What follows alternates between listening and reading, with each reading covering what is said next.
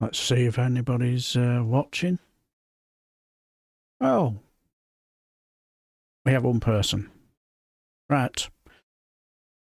Hello there. At least we've got somebody. So I decided to just do this on the whim as I was looking to see what was happening in Parliament today. I noticed that our good old friend and working class hero, I suppose, Mick Lynch, was in the Transport Select Committee with Mick Whelan. Is that his name, or is it Mike Whelan? It's one or the other, I can't quite remember. And I thought, well, why don't we just watch it, And I think it's just on for over an hour, so we'll. And plus, I just want to see how this live stream goes on. If it goes kaput, it goes kaput. So all I can say is, shall we watch it together? And one second, find. There we go. What an idiot! Right, let's watch it together and let's enjoy. With you, Mr. Whelan. Mick Whelan, General Secretary of the Train Drivers Union, ASLEF. Thank you. Rob Jenks, Policy Advisor for the TSA Union. Mick Lynch, General Secretary, RMT. Thank you, and again, thank you very much for giving us your time this morning. In your written evidence to us, you've very clearly set out why you oppose in principle the minimum service legislation.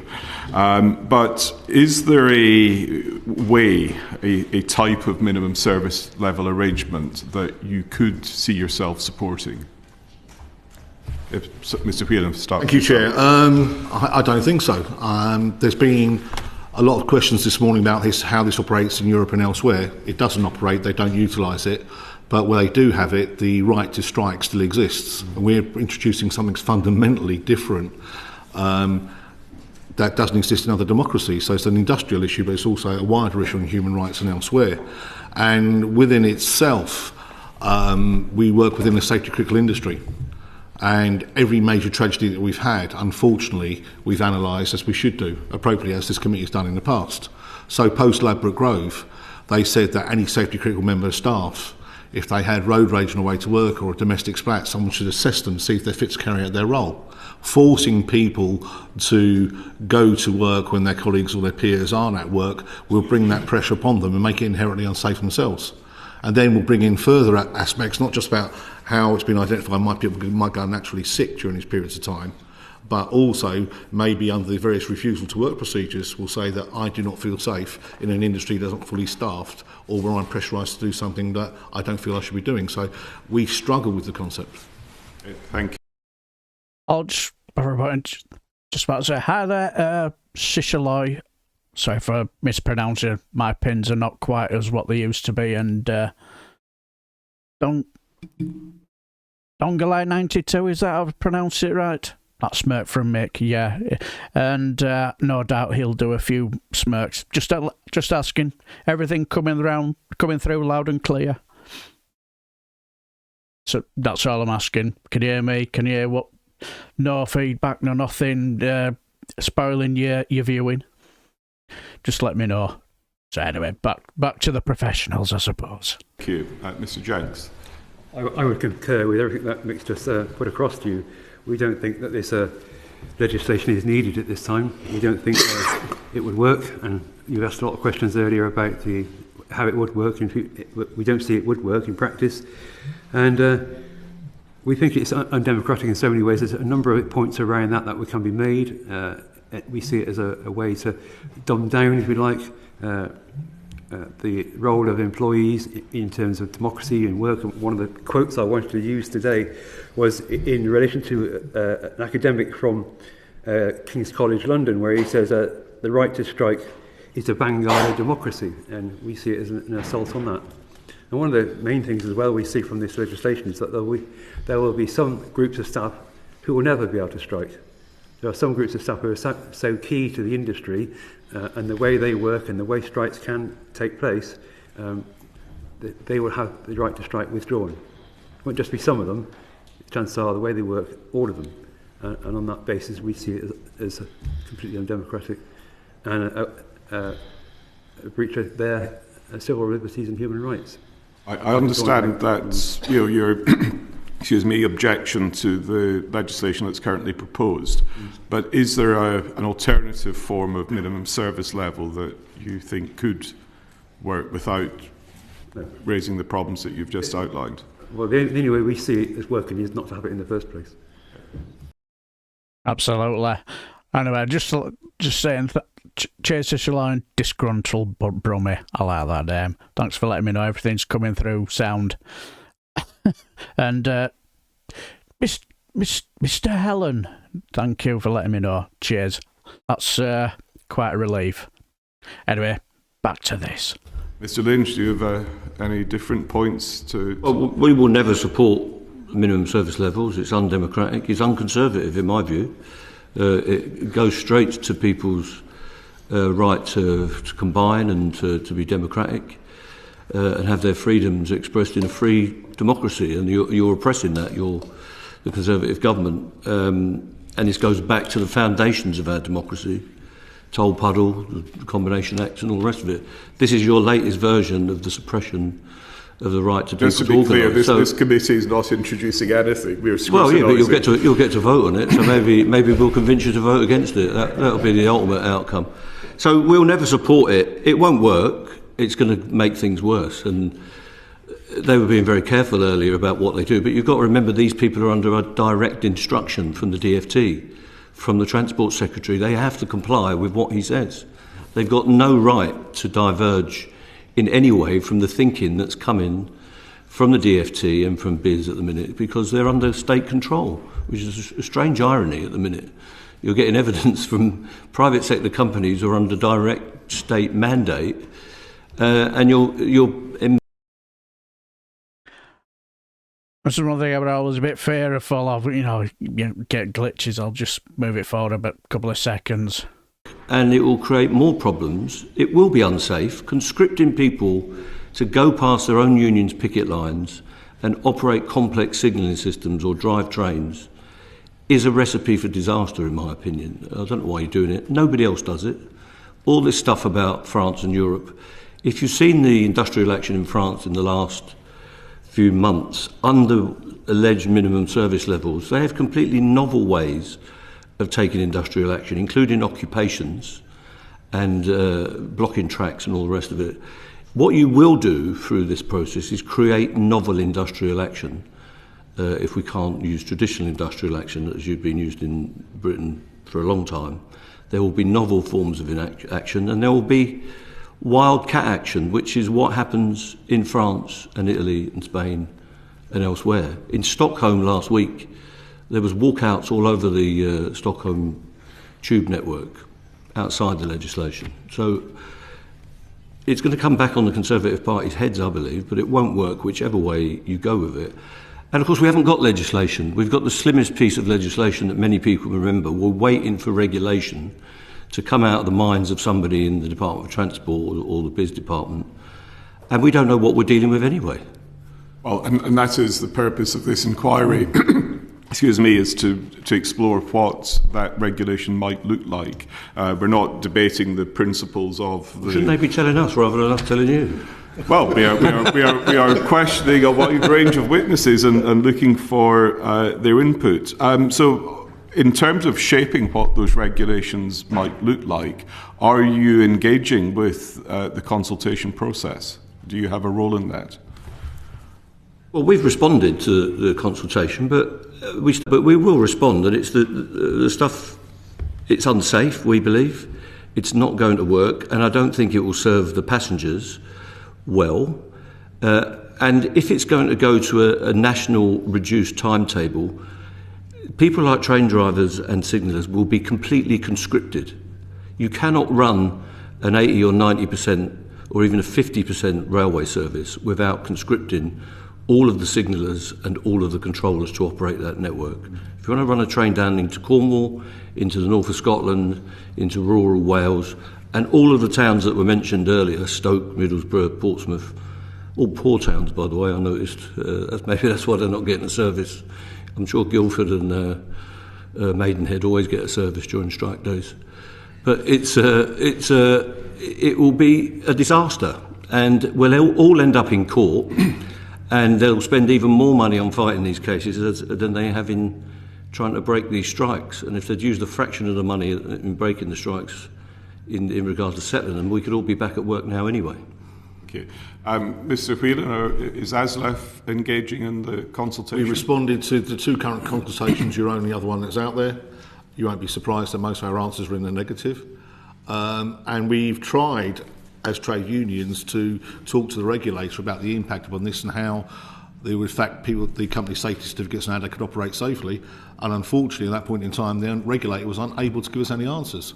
So the person who has to authorise and licence the people to operate the trains can't tell us how they think this would operate in a safety critical manner on the basis of the people that either travel on the industry or work within it. And Mr. Jenks? Well, we have got a consultation response together. We've taken the point of view that we don't agree with it, so we're not responding to all of the questions in the passenger service consultation. But one of the points that we have certainly made in our consultation is that the extent of industrial action since July last year has been in large part been down to the Secretary of State himself, because the application of national rail contracts, which Mick just alluded to, and the requirement that the Secretary of State directs essentially what they can do and anything to do with employment relations. And if you look at national rail contracts, they're all the same, even to the extent that the same clauses are numbered in the same way.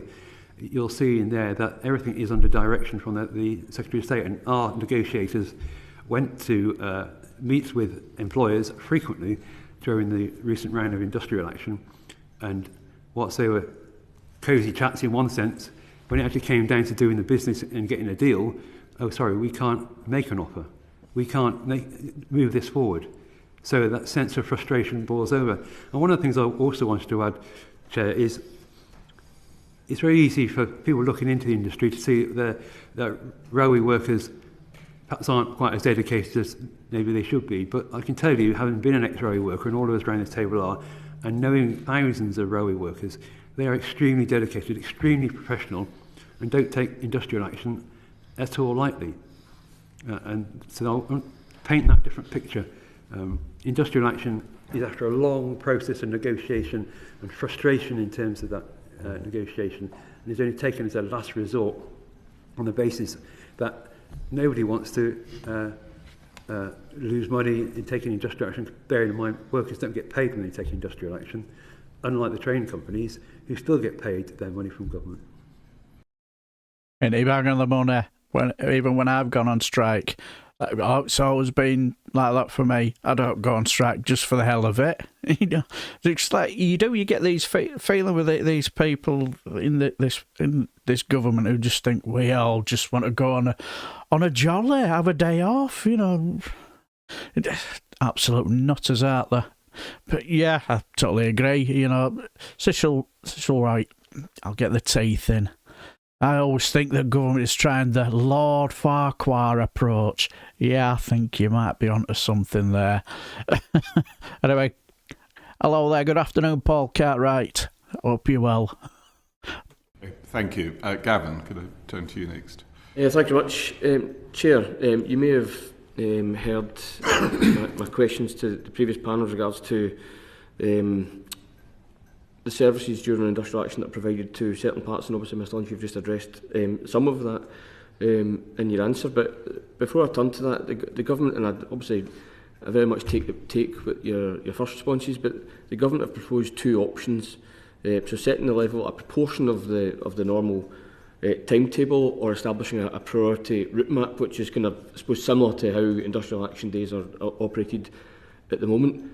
I think you've all said that this legislation won't work, but in terms of those 2 approaches, does either of them potentially stand any better chance than the other? I'll start with you, Mr. Will. No, because as you've highlighted in your questions, we're in a fractionalised industry where the domino effect of one part not running impacts the other.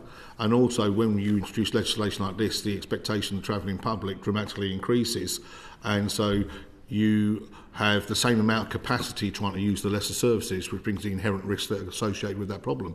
And when people get to a certain point, if certain trains are running, they'll expect the associated trains connections to take place. Not everybody plans their journeys in the way in which they like, which we would like. And as you highlighted with the disabled issue, then disabled people have their journeys truncated or can't travel at all. So there is no way in the way we currently have the railway structured, that whereby it's left to individual operators.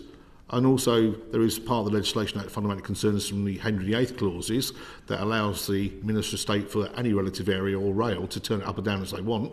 So how that's going to be done safely and accurately and in a manner which we all understand, we don't know. We don't see how practically and objectively it can operate that way in either scenario. No, I was made the point about all controllers or signals would be conscripted to deliver minimum service levels.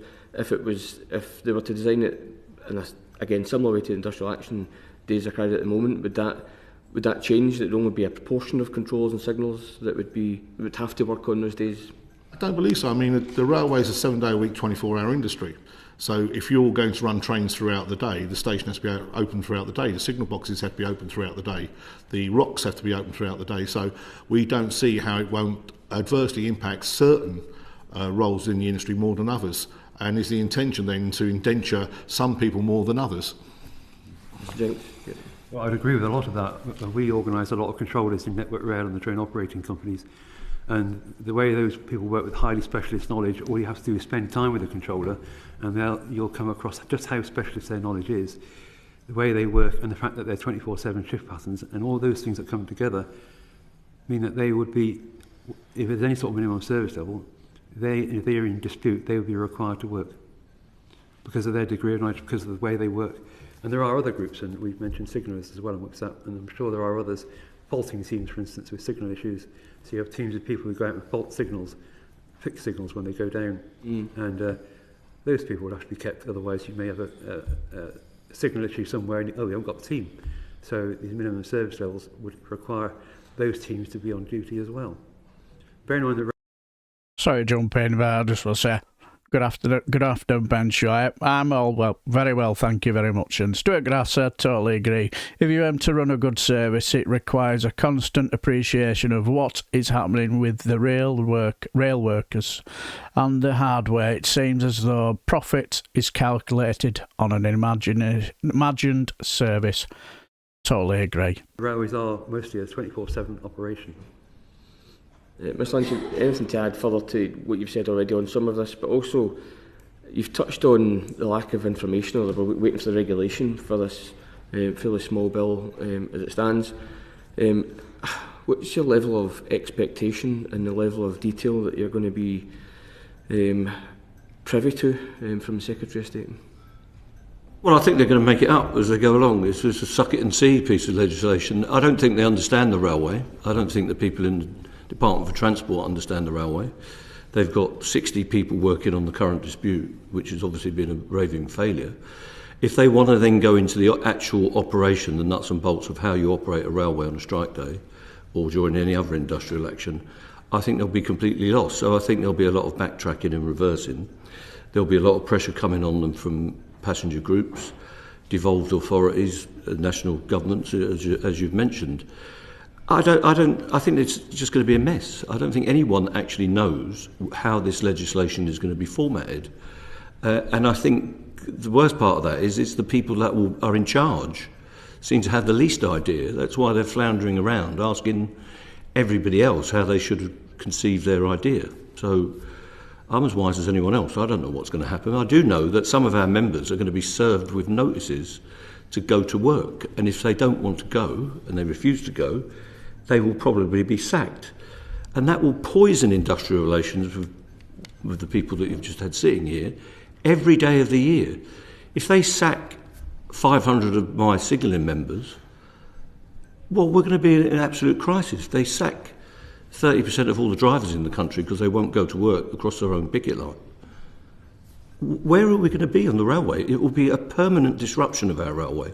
Then we'll have to have disputes about getting those people re-employed. We'll have a P&O situation where everybody's getting sacked because they won't break their own strikes. I don't know if that's what the government wants, But that is very likely to be where we go, because we will have a strategy of non-compliance, because it's an unjust law.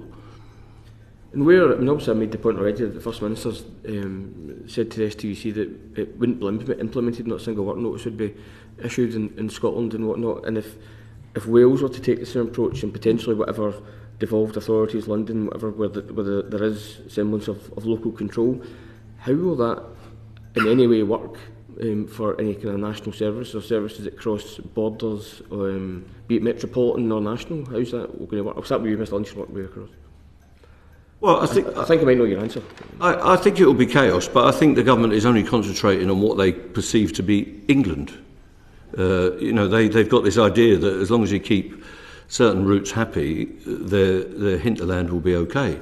And I don't think they care what will happen in Wales and Scotland. That's my perception.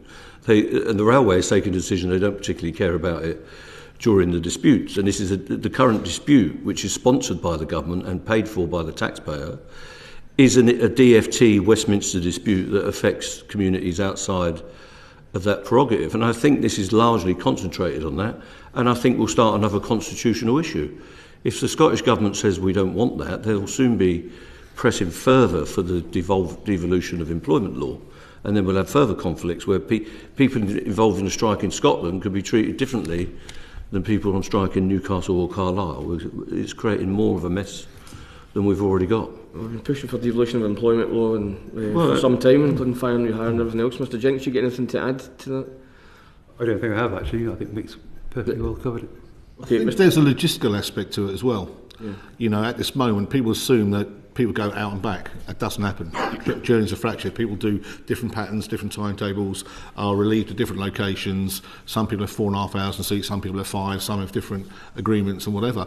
But what does occur to me that when you try and operate a piecemeal service, then the day after and the day after that will be impacted, because recovery to get back to a standard pattern timetable of any sort goes out the window. Whereas when there's very little running or nothing running, you can just move off again and greater capacity and greater ownership of what you're doing post it. And of course, all of these things, I think it's been highlighted earlier, will lead to more strife, not less. The only bit of information we did have was that little bit of impact assessment that said that the bill itself would, if there was 1 day's action now, it's quite likely to lead to 6 or 12 days action to possibly have the same effect, which again I think is detrimental to the industry, detrimental to industrial relations, and of course is detrimental to the travelling public. Sure. It's apt to bring up logistics. The last question is about freight. To yourself, you said in your written evidence that you assumed a minimum service level would need to be agreed for freight operators as well, which isn't in the consultation. Why do you say that? Well, the way we squeeze freight in at the moment's in between the existing passenger trains. So freight actually grew and actually operated better during the pandemic than at any other time, which shows the need for further investment elsewhere, but that's a debate for another day, right? Where the real issue here is that freight will traditionally still run in the antisocial bands, won't it? It'll run in that period of time between late at night and early in the morning, when many passenger trains don't run. So I don't think it has the same impact on freight, but this is directed at public operators in government contracts. Freight's privatised red and tooth and claw. They're not bothered if Freightliner don't run. They're not bothered if DRS aren't running. Maybe DRS is not the right example, sorry, because they are publicly owned and have the nuclear commissioning stuff. But most of the freight operators don't come under these piecemeal government contracts, aren't part of this government dispute that we have at the moment, where people are now using this hammer to crack a nut. Any specific effects of freight operators being left out that you can think of? Not at this moment in time. Where it does impact, and it might be more directed to my colleague, of course, is the infrastructure work and the maintenance at weekends. Yeah. Okay. Anything to add on? Well, I think from my perspective, I think Mick's picked it up about weekend working out sort of thing, where there's an issue there. And the fear we have, of course, is that the Secretary of State's reserving to himself consequential amendment powers, isn't he? So this is what it might look like now, but what's it going to look like in 6 months' time? The same with every bill that comes forward these days, I'm afraid. But Chair, back to you. All right, thank you. Hello there, Ian Cochrane. I do hope you're well. Totally agree. Lunatics taking over the asylum. What a state England is in. Wow, just wow. Still in a coma. Wakey, wakey. Absolutely. And Sturgrasser that the rail nurses and rail workers and nurses are being made to represent all workers, because without their stance, everyone will be subject to bad pay and conditions. Totally agree, yes. And yes, let's also screw over the freight movement, because there are no shortages already. Yeah, absolutely. I totally agree with what Mick Lynch said about, well, if you're going to sack all your workers, who's going to replace them? Brilliant point, actually. I never really thought about it that way until he mentioned it. Very good point. Okay, Mike, I can turn to you next. Yes, morning, gentlemen. I'll start with each one in turn, so Mick, Rob, then Mick.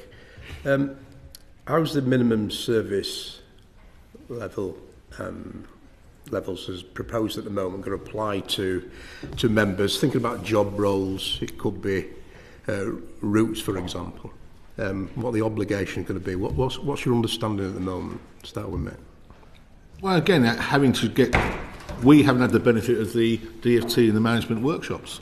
All we get is the opportunity to respond to your consultations, to ask the regulator the question they couldn't answer, and then put our own opinions in place. So quite simply, on the basis of my 38 years experience in this industry, operating at all levels of it, I can't see how this can be done safely on a regular basis. And if one of the consequences of this is, rather than people taking 1 day's action, they take 5 days action, then you've got 5 days of minimum service levels, and the compound effect of the impact upon safety and the other associated issues we keep highlighting. So I remember when there was a National Fire Brigade strike some years ago, and we were in a safety consultation, and we were told unless we ran all trains during the fire brigade strike, the knock-on effect, the domino effect to public safety would be massive. More people would be driven into their cars, more people, whatever else. I don't see how minimum service levels don't have the same sort of impact on associated health and safety or emergency services, right, in the future. So again, I think it's not just about the railways, it's also about the ability, if there's other areas that are out on strike at the same time, our ability to function in a way in which allows the people who work with the industry to operate safely. Could you repeat the question, please, Mike? Yes, it's about how it's going to affect, well, your understanding of the moment in terms of the legislation, how it's going to affect your members. And that could be, I mean, people refer to signallers. Is it going to compel signallers to work? Are they going to lose their right to strike, for example? How will it affect the routes and different employers? So, I think the first thing I'd say is the railway is integrated. And obviously, an industrial action can take place in one particular firm, or it can take place across the industry or across several firms. And so the effect can be different in terms of who's on strike in that sense. But one of the key points, I think, is this thing about prolonging the situation. So you say the union carries out its strike ballot, it comes out with a result, notifies the employer, and on that basis the employer then says, well, we want you 3 there, or you 10, or 20, or 100, whatever it is, to come into work. So then you have the issue then about how do you deal with all the people who are going to be not going into work, the people who are perhaps going sick instead, rather than being part of the minimum service level. And then the strike becomes longer and longer and longer, because one of the impacts is going to be that whatever the length of the industrial action is, the effectiveness of that strike is going to be weighed by the employer or the government. So you can see now you can have everybody out or not, as the case may be, but then the employer will look at the dynamic from that. Do I have to listen to what the trade union is now saying? Because half of their staff, or whatever the figure is going to be, still have to work. They've lost their power in that sense. So strikes in that sense become longer. They have to become longer. They become more of the nuisance factor, if you like, the disruption factor. So that's one of the failings of this legislation, to my mind, about how this works. Well, if we move on to the example of London Transport, might be useful, because we've spoken a lot about the mainline railways, often called, but the more you think about it, if they command the London Mayor or TfL to run a service, I don't know, 50%, and they've got to open all the subsurface stations, every single grade on London Underground will be affected. So all the drivers will have to go to work, I would imagine, to run that service. All of the customer service people will have to go because they're safety critical in the sense of running the subsurface stations, the escalators, fire drills and some dispatch roles. And all of the signalling staff and control room staff will have to go to work. So that will be a complete conscription of labour, and it will nullify the strike. So you won't have the right to strike. So it is a network. It's not called a network for no purpose. You cannot simply say, I've got a load of drivers that I've commanded to go to work. The railway will just run. And you've heard that even from the employer. So everywhere you look, it will end up with multiple grades, and perhaps the only grades that will not be conscripted will be the management grades that are currently operating the railway when we're on strike. It's quite a strange situation. An ironic outcome is that the people that are currently breaking strikes won't have to break strikes because they'll compel the people who are on strike to break the strikes. That's a bit of a strange situation. So I think all grades will be affected in all of the companies, but I don't really think anybody knows at the moment how it will work. I think that's one of the interesting points as well, because our union represents managers in the industry, and sometimes managers are involved in these sorts of disputes and take industrial action, other times they don't. But in the circumstance that Mick's described, even they will not be able to take industrial action, because this will make the situation worse.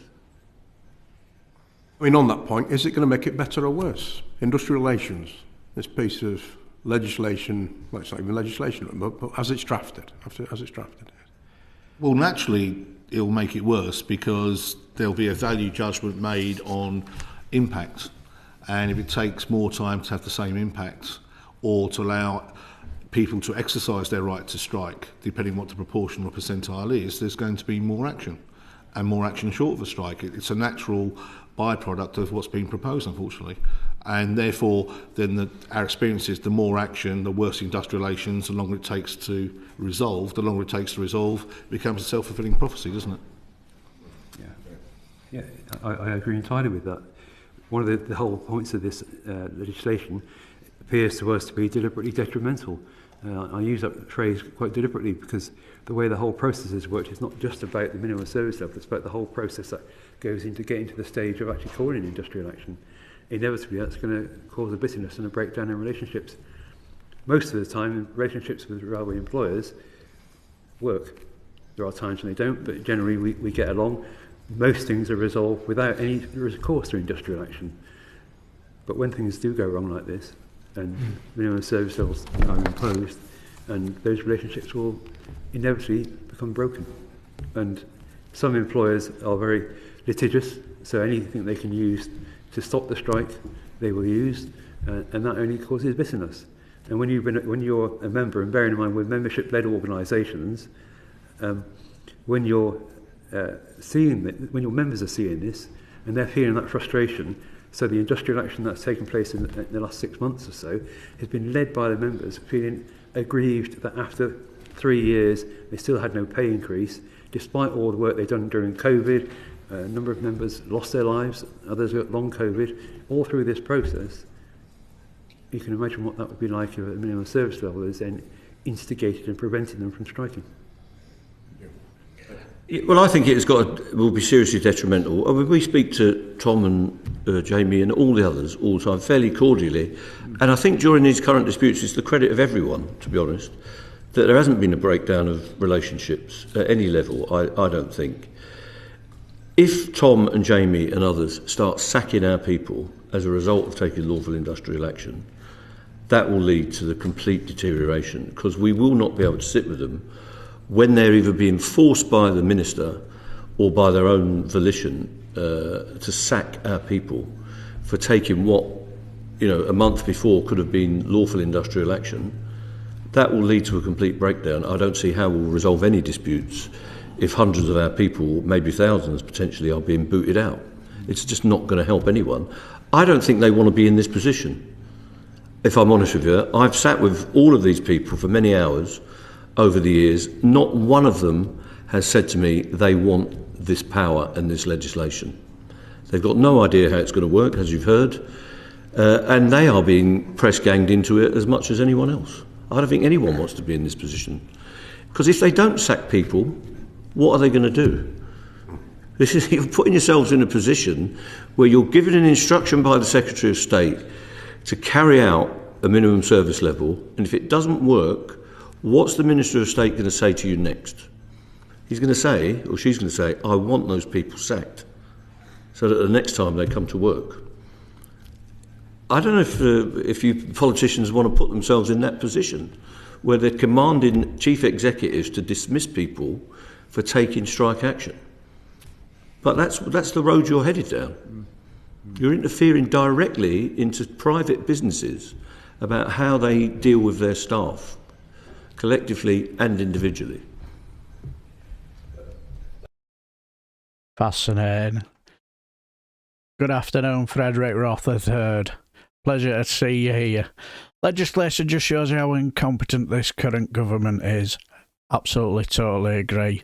And I think what all three of them just said about this legislation, very interesting.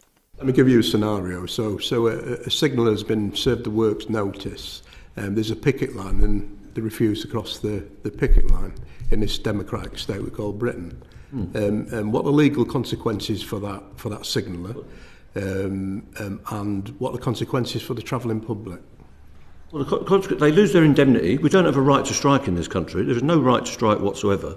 You breach your contract of employment every time you go on strike, and you're indemnified from legal or disciplinary action by the public, by businesses and by your employer. They will lose that indemnity, so they can be subject to the costs of the disruption, and they can lose their job, and they could potentially end up in court because of the costs. So this goes back to the Taft Vale judgment in 1913, when it was my union that was subject to that by a coal company taking our union to court, nearly broke the union, which was the object. That's where we're going back to, but you'll also be picking on the individual. So they will be sacked. How we will get ourselves out of that position, if all of those, you put the company under pressure then, what are you going to do about it? These people defied that work notice, having voted to go on strike. I mean, some of you lot will have to work that out for us. You are the people making this decision, and you're the one that are going to put ordinary women and men in this position with their employer, and the employers will be in a similar position, an invidious position, where they've got to make these choices under pressure from the government and by the Secretary of State, who goes on the television and says, I'm just a good broker. I put these people together in a room and I hope they can find a way, which is completely untrue. It's in the passenger service contract. They're going to go further than just being involved in the negotiations. They're going to be in the disciplinary procedures as well, pressing them to be dismissed. Yes. It's the inevitable outcome. Now, the effect on the public will be that it's likely to come to their town. If they work in another industry and there's more industrial action, the government will extend these powers, but it won't resolve the current dispute we're still in, and it won't resolve future disputes. It will make them intractable, I think, because the first thing the unions will say is, we will not leave victimised members behind. That's where we'll be. Final one to you all. Are you going to challenge this legally? Yes. Yes? And what routes are you looking at the moment? What are your options? Well, when somebody writes the regulations, we might know. We're all in this position, aren't we? But we will do whatever we can. We will take, and we'll urge the TUC to have a non-compliant strategy. Hopefully we'll do that collectively, so we can do that in the European Court. We can do it in our own courts, depending on how these work notices work. If you look at the history of the legislation since the Tebbit laws, I'm not going to go back over all that, but all these iterations of the laws, they've all ended up in court. They've all ended up with challenges from employers, challenges from various parties. Then you end up with a bit of equilibrium. You find out how it's going to work with all the ballot thresholds and all the rest of it. It settles down, and then the government comes back, or one government comes back and makes a new set of legislation because they weren't content that the unions had defeated or got round the previous legislation. I imagine we'll be involved in that for the next 5 to 10 years, until somebody serves a work notice on a group of workers. We won't know what the challenge will be. So there are people in certain inns of court around here that will be rubbing their hands, thinking this is great, this is a new area of law. I'm sure the Tories were elected on the basis that they were going to get rid of red tape. But you're bringing in a new set of law that all these lefty lawyers, as you call them, can challenge. So that will be an interesting development. It'll also be intriguing to see where the legislation goes, and then where the employers are currently fully indemnified for any strike action or have force majeure clauses in the previous contracts post-COVID. I'm not sure inherently that can still exist if you bring in legislation that forces people to come to work and force them to operate services. How can you be indemnified for any action and contractually protected from any penalties, and also then have the rights to do this? I don't think that's correct. Thank you. Rob, finally. I concur with what my colleague said. At this stage, we don't know what the regulations will look like, which will give some flesh on the bone possibly to what this Act is all about. The Act is so loose, how can you possibly at this stage identify anything other than a worst case scenario about the way it's going to work, because it is so loose. Apart from the fact that we object to minimum service levels, that is a major consideration in our legal approach to it, will be what that detail looks like. And as Mick was saying, the train operating companies are indemnified, but the train operating companies are also controlled by the Secretary of State, and it's an opportunity for him to be able to crack down on workers he wants to. And bearing in mind that the minimum service levels aren't just applicable to rail. I know we're just talking about passenger rail today, but there are 6 categories of workers, including the health service and others. So it's going to be a shared burden that trade unions and employees are going to have to carry going forward. I am concerned about the litigious nature of what's been proposed, because it's inviting. That's why I used the word deliberately detrimental earlier.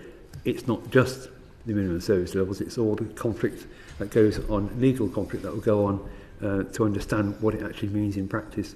And the way the process, what we know the process will work, will only make that worse. And it will confuse and frustrate industrial action all the way. And that's what it's designed to do. Thank you, gentlemen. It's from me. Yep. Hello there, Nightingale Leeds. Welcome aboard. Good to see you. Hope you're well. And same with you, Julie Proud. Fighting for freedom of all. Totally agree. And every worker, just stop what you're doing. Spend no time at work. Stay home. Don't drive. Take your money. Take your money out. Spring's here. Turn everything off. Just down tools. Bring them down. Yes, absolutely. I totally agree, Doug Tarp, 92. It's not red tape, it's sovereignty tape.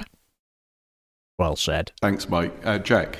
Thank you, Chair. And we've seen, obviously, in some cases where certain unions are on strike, others are not. How would you expect minimum service levels to work if we've got one union on strike but another that isn't on strike? Well, we don't, and that's our problem. So at this moment in time, picket lines aren't there to deter the people that have balloted from coming in. It's to explain your case and articulate your voice to other workers. Picket lines are there to encourage other people not to go to work.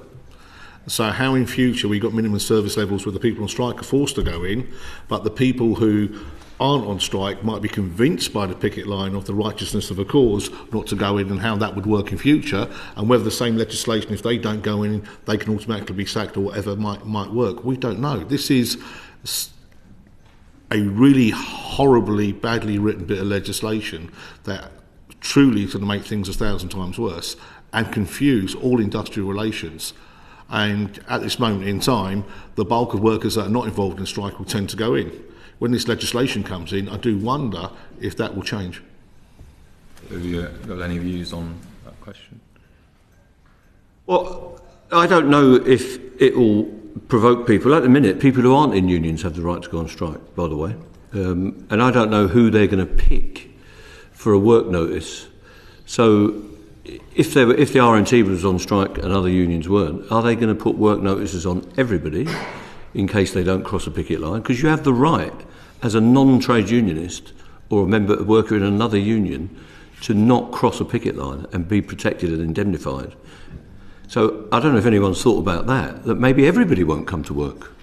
And maybe all the people that aren't in the union won't come to work because they won't get a work notice. Who knows? Will the employers demand to know who is in a union and who is not in a union? They don't have the right to know that at the moment. So I don't know how it's going to work. I don't think anyone else knows how it's going to work, which is what's wrong with the legislation. Do you think it would differ if it were different types of workers on strike? Because obviously we've got we've got train drivers, we've got, as you say, signal operators, things like that. Do you think this legislation would work differently for different types of workers? Well, I imagine the employers will prioritise who they want to work. So if I don't suppose that they want somebody in accounts. They're that bothered about whether they come to work or not on a strike day. I'm sure they'd like them to, but they certainly will want signallers and train drivers and conductors to come in. But there are lots of other people out there, and it depends what the strike is, how many people are involved, which grades are involved. So if you take a London Underground strike, they tend to be a coherent group. If you've got train operators, it could be one train operator on strike, another train operator not on strike. But they are often co-located and they get knock-on effects. So I've got no idea what the effects will be and how they will deploy their powers. I'm not sure the people that are writing it know how they will deploy their powers either, because we haven't seen any of the powers, as far as I know. Do you have any views on the different impacts that it might have on different types of workers and different unions? Impact in the sense of being required to work? In terms of how it would work with, if there was a requirement on certain types of workers and not others. I think, like Mick was explaining, we don't know the details. We don't know what the intention will be, and no doubt there'd have to be some sort of an assessment about who would be required. But there are certain groups of workers that if they were on strike or there was a dispute going on, they are key to running the railways. And like I said before, particularly the control staff, I have in mind when I say that, the group that we organise in a lot of companies, if there's any sort of dispute on, they are required to be in work. Now, if they're not in dispute, they can come to work, can't they? But if they would be in work. But if they were in dispute and others were in dispute and on strike, would they be required to come in as well? And then that's the sense where, I'm not sure I made that very clear, but the point I'm trying to make is that for some groups would be required to be in work in an industrial action, even if another group could take time off. So, like the controllers, extra pressure on those staff who are not on strike. I don't know about that. We don't know the detail what that would look like, because it's quite possible, isn't it, that those staff who are not striking, that they would have to take on a lot more of the shifts. It depends on the role the person's doing, really. I'm thinking in terms of control staff. If they are in dispute and they are all out, on the other hand, once they're out, then a work notice will suddenly appear and they probably will be required to work each time they would take industrial action. Spoken like a true Tory there with that question, wasn't there? I think it's intriguing. I mean, there's no assumption you can make people work longer or do anything different. They will still have their terms and conditions. They will still have their normal roles and responsibilities.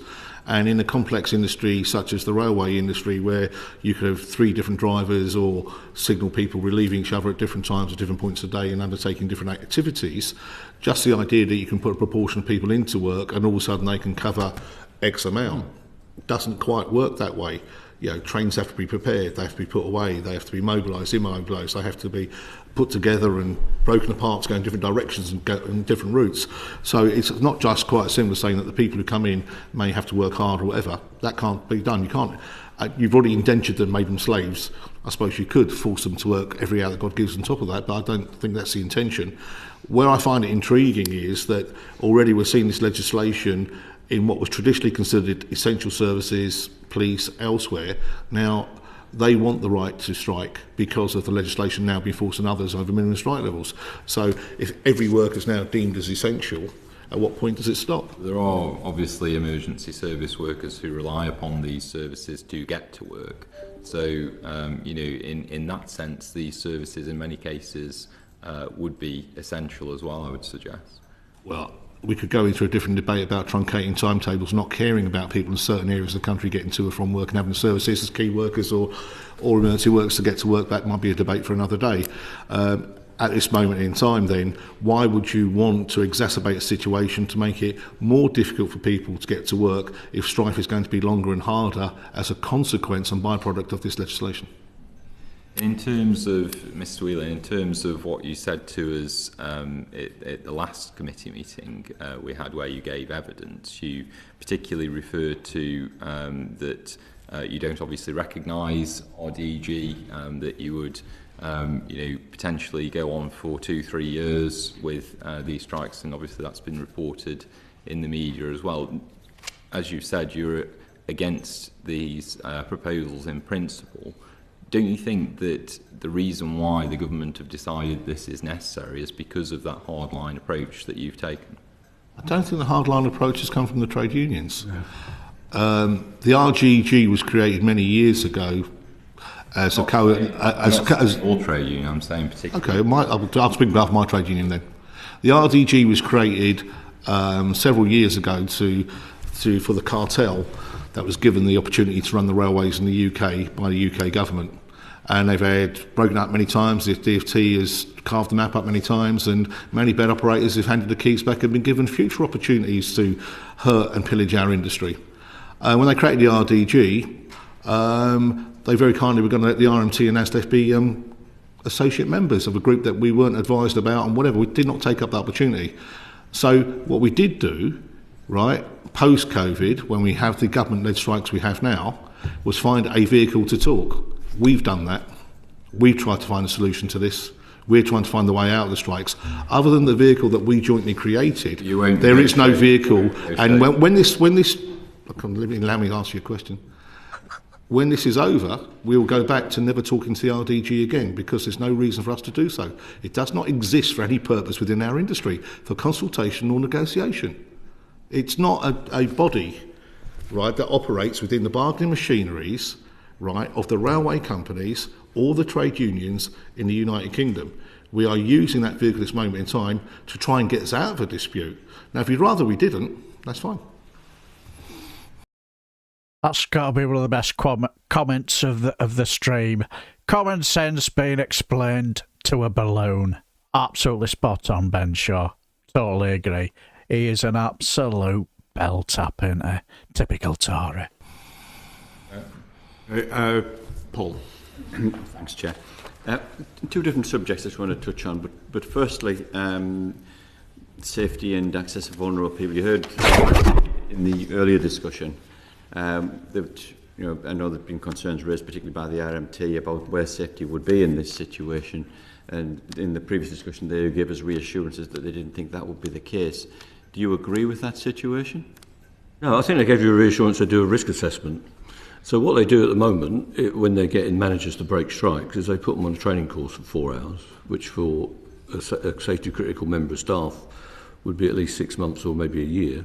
And then they put them out. So what they'll do is risk assess it, and they would come up with a risk assessment that says, we don't think there is a greater risk, or the risk can be managed.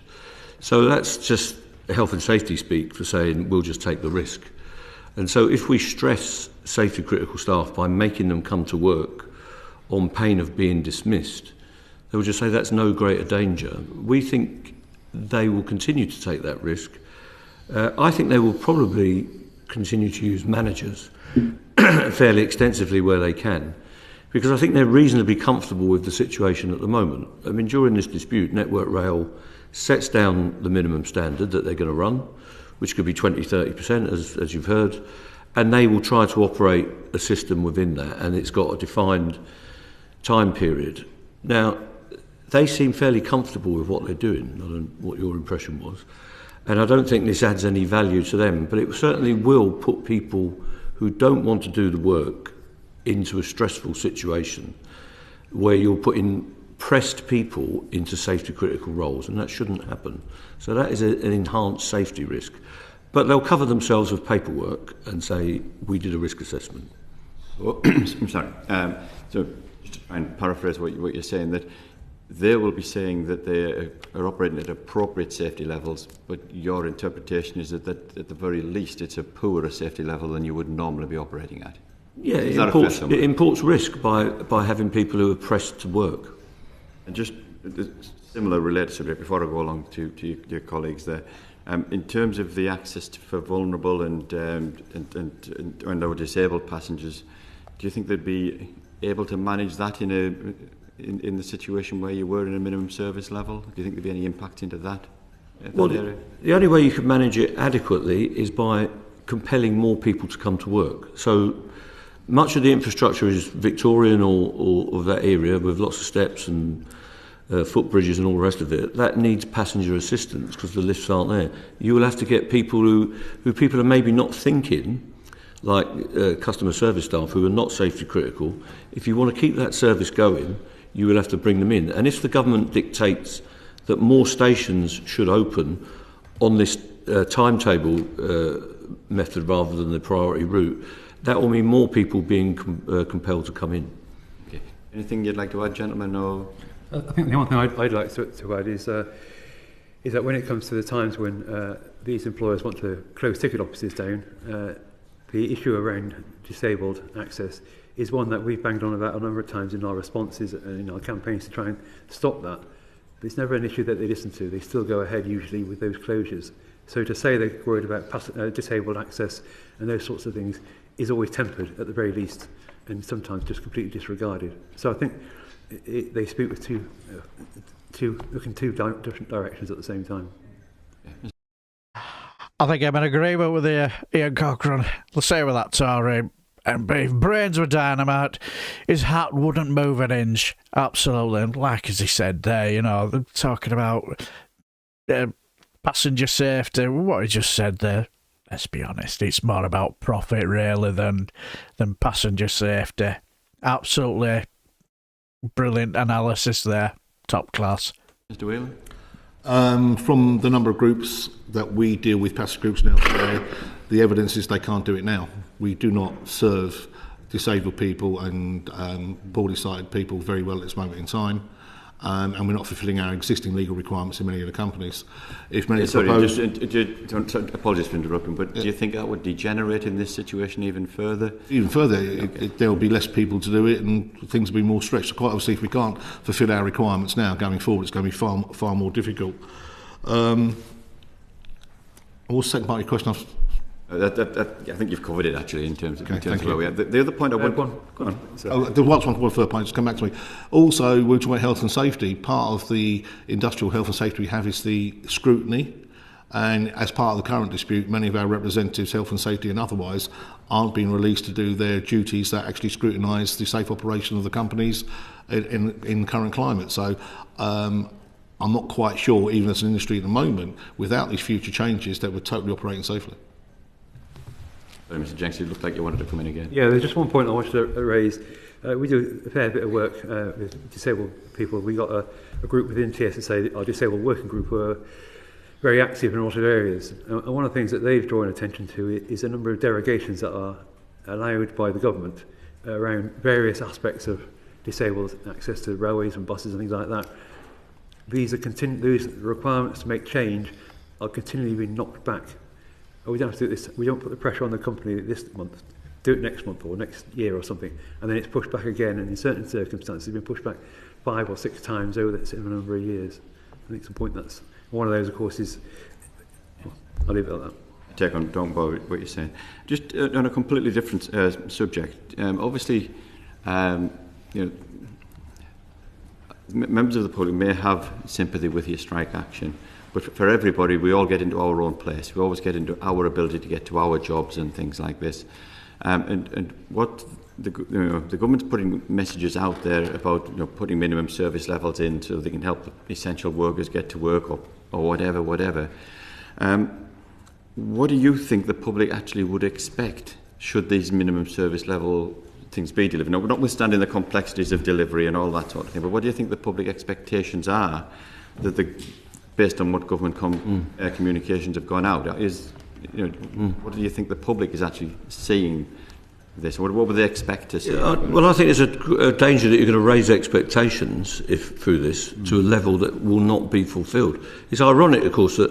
Yeah, the second part of my question was whether the expectations are realistic, so yes. Yeah, when it started, we were told the essential workers have been held to ransom by RMT and others, and of course all those essential workers have now been on strike themselves in the course of this action.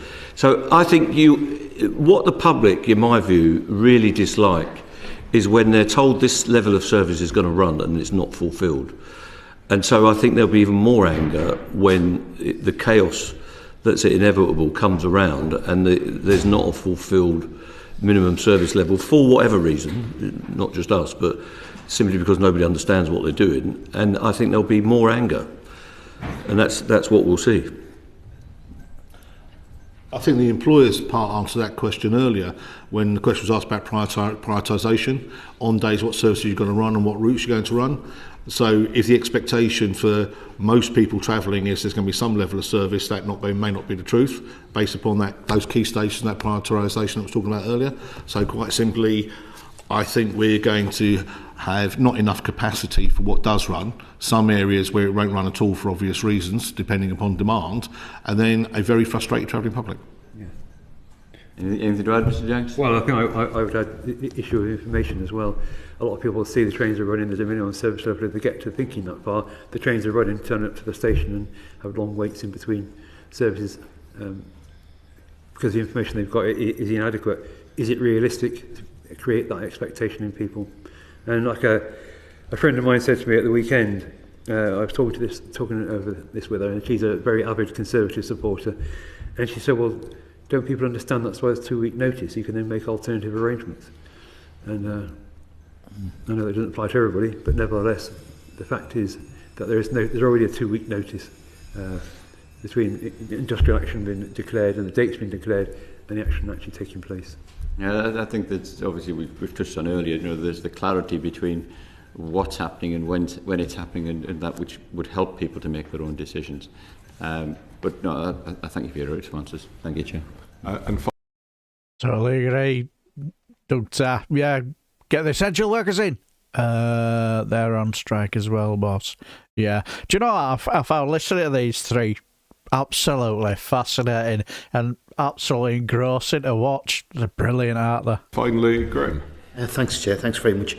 Just for the record, I'd like to make my declaration. I'm a member of several trade union groups, including Unite the Union, RMT, ASLEF. If TSSA had a parliamentary group, I'd probably be a member of that as well. I did 40 years ago. I was a member of TSSA and RMT all the time. It was the NUR prior to privatisation of the industry. But I tell you what, I'd like to ask, if I may. Thank you very much for the written evidence that's been submitted. And in the evidence, you point out that this proposed legislation is unfair, undemocratic, unworkable and unsafe. Now, in response to questions from my colleagues earlier, from Paul Howell in particular, to the train operators in the first panel, they implied that there were no safety concerns that hadn't been addressed to ensure the safety of the network.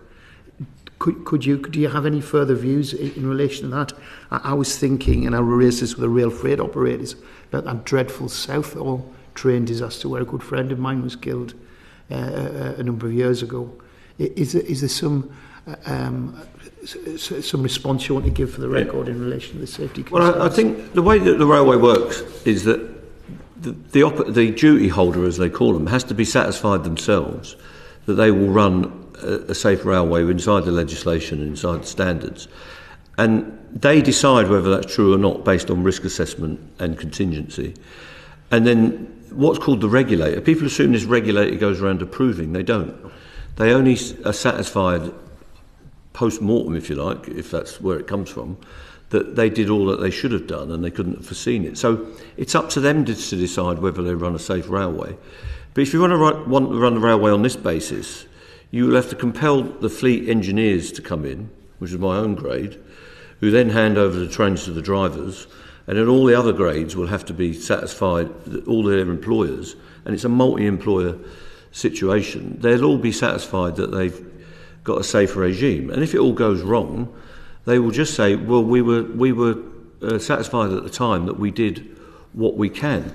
But they've never factored into this the notion that you will compel these people to come to work. At the moment, nominally, the managers that are operating the railway largely, who are being incentivised £500 a day, are willingly breaking the strikes. It's a different scenario where you've got people who are unwillingly breaking the strike. And we think that is an inherent danger, either through stress or some other factors that they've got to bring into their safety critical work. Are you having discussions with other agencies about the safety aspects of this? Have you raised your concerns with them? Yeah, we called a special meeting with the ORR, the Chief Inspector, and he was as, I don't want to put him on the spot, but he was as oblivious as the rest of us about how this is going to work. But he outlined what I just said. We will engage with the employers and the companies and see that they've put safe systems of work in, but they will just fudge over the issue about what it is to be compelled to go to work during a strike. Well, you think it would be the issue would be in sharp focus for the ORR because that was set up after those series of terrible train disasters, wasn't it? They don't work in forward. They work after the fact of an incident. Yeah. Just in conclusion, I wonder if I could just ask you, because when we've put this to ministers about why is this legislation being brought forward, and they've said, well, it's the norm in Europe. What discussions have you had, either through the International Transport Federation or through other organisations, with what is the situation in other countries, where they have sectoral collective bargaining and so on? Yeah, most of those countries. I'll get out of the way in a minute. Most of those countries are covered by sectoral collective bargaining, so it's a different scenario. And as far as we've been informed by fellow trade unions, there has never been an enforcement of any of this legislation in any of the countries where it exists. As you say, it's honoured in the breach. But they do have a different formula of industrial action. So being on strike, on grève in France is a completely different scenario than we have, whether it's in America, Ireland, Britain. That sort of English-speaking world concept of trade unionism and industrial action doesn't apply over there because they go for completely different scenarios. And they're allowed to strike against a lot more things. We can only strike against the employers. They go on strike against the government and all sorts of situations. And there were no minimum services in France recently. Mick, you've got any views? Yeah, quite simply, through the ETF and the ITF, we've had many conversations and we've got many shared experiences. And of course, of the nature of the companies that currently operate within the UK system, many of our reps actually sit on European Works Councils and get this information, see outbreaks elsewhere. And the experiences in European companies where they may have minimum service levels, they're never applied. They're generally not applied because can't do it safely. Also, there's a different way in which union density and membership works. So you could have a union with very small density, but as you see in France, if anybody's called out on strike, it's not just a union concerned, it seems to be the whole world if it's a natural injustice. So, and also, they will still, regardless of those minimum service levels, retain the right to strike, which is a fundamental difference in what's being proposed here. And if I might just make a comment, I do wonder if all of this in all areas is just driven through the prism of where we are politically at the moment. Yeah. And in a post-COVID world, if we didn't have so many sectors out on strike at this moment in time, would any government actually be considering legislation of this kind? I don't know. Mr. Jenks, do you have anything to add? I don't have a great deal to add. What I do know is I did read just a bit about the situation in Italy where nobody's ever been dismissed for breaching one of these notices, and that speaks volumes really about the way my colleagues have described how that works. And I think what it comes down to is the political point. This is a politically driven agenda.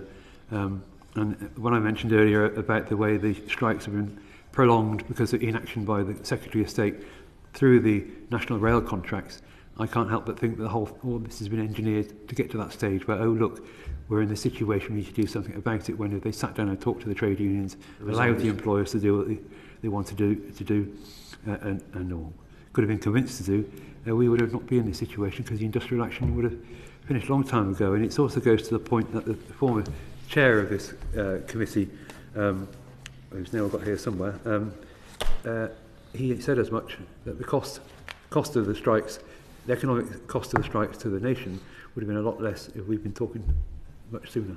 Yeah. And the unions were prepared to have those conversations. Yeah.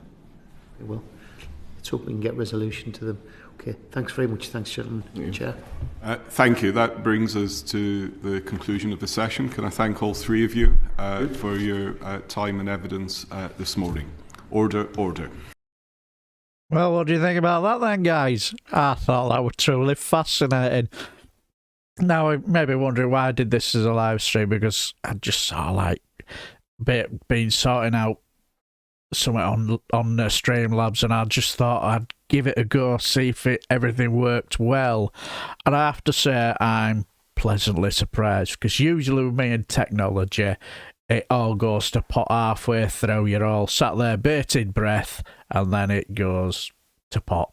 And I think, bollocks, never mind. But anyway, I'm quite pleased with that, because got on for about over an hour and 10 minutes, and not a squeak of any technical problems.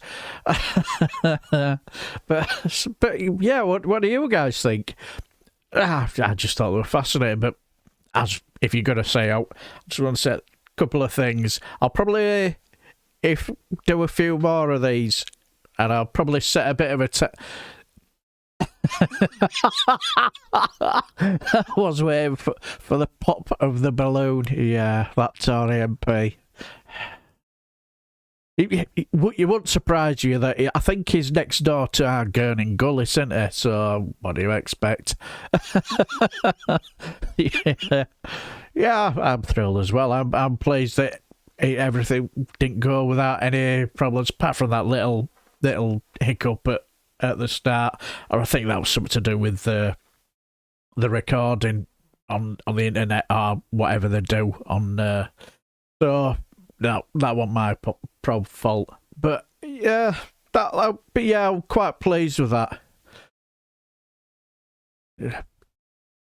Yeah. Cheers, Ian Cochran. Yeah, I am chuffed really.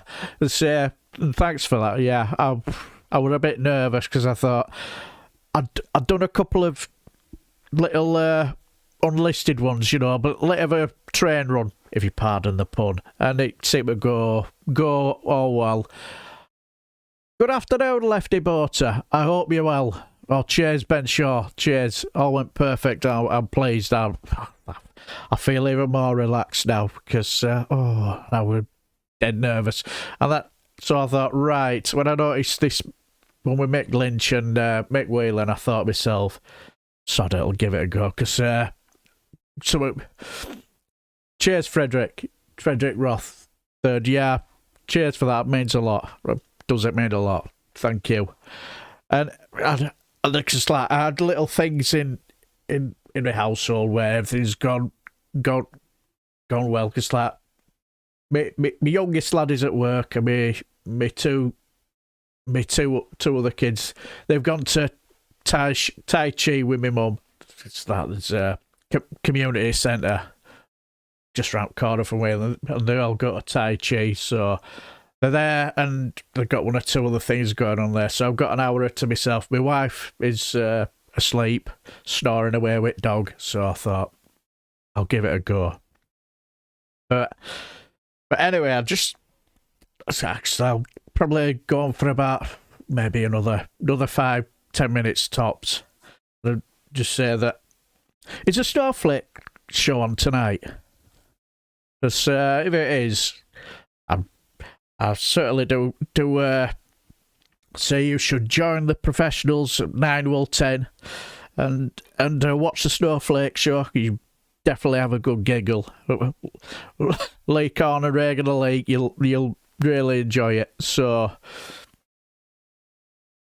it was so.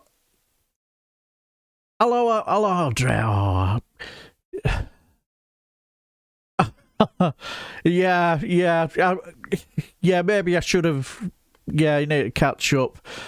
Maybe I could have put put a bit of a timer out, say that I'm going to do this, but yeah, Doug Tan, 9 will 10. It's brilliant. You'll love it. It's Snowflake Show. They've got their own channel. Highly recommend it. They are the true professionals. They absolutely it's a good hour of a giggle, so you'll enjoy it. But yeah, Audrey, I should have put a time on it, but knowing my luck, if I had have done, it'd have all gone to pot, and I'd have felt gutted because I didn't want to sort of like put your, what's the word I'm after, get your hopes up, and then you sat there waiting, and then I've made a pig's ear of it. So I just thought, if I do it off the cuff and it doesn't work, I'm not too disappointed. But if I'd set a time, I know full well what have happened. But with this Streamlabs, because I downloaded this Streamlabs, I thought, well, I'll give it. Need more snowflakes for that incoming tornado, absolutely. But yeah, because I've downloaded Streamlabs, so I thought, well, I'll give it a go, because I tried using that OBS and I just found it all a bit too complicated. You having to sort this out and do that and the other, and more often than not, it just ended up being totally rubbish and knackered, if you know what I mean. So I just thought I'd give this Streamlabs a go, and I find it a lot less complicated, and it seems a lot more straightforward. So what? Yeah, cheers for coming in. God, my nose. Pig's ear can be tasty. Yeah, I used to have an Alsatian dog that loved pig's ears. Absolutely adored them. So yeah, same to you. You have a good day as well, Shiklai. So, but yeah, I'll probably call it a day now, and I'll probably say this is a major success. What I'll do is I will set a time and day. I'll set a time and a date, and so then you will know what I'm up to, and say, because I'll feel a bit more confident and comfortable with this, and then I'll know what I need to do. So what I will do is I'll leave it here, and thank you all for turning up. I'm really chuffed to say hello, number 3.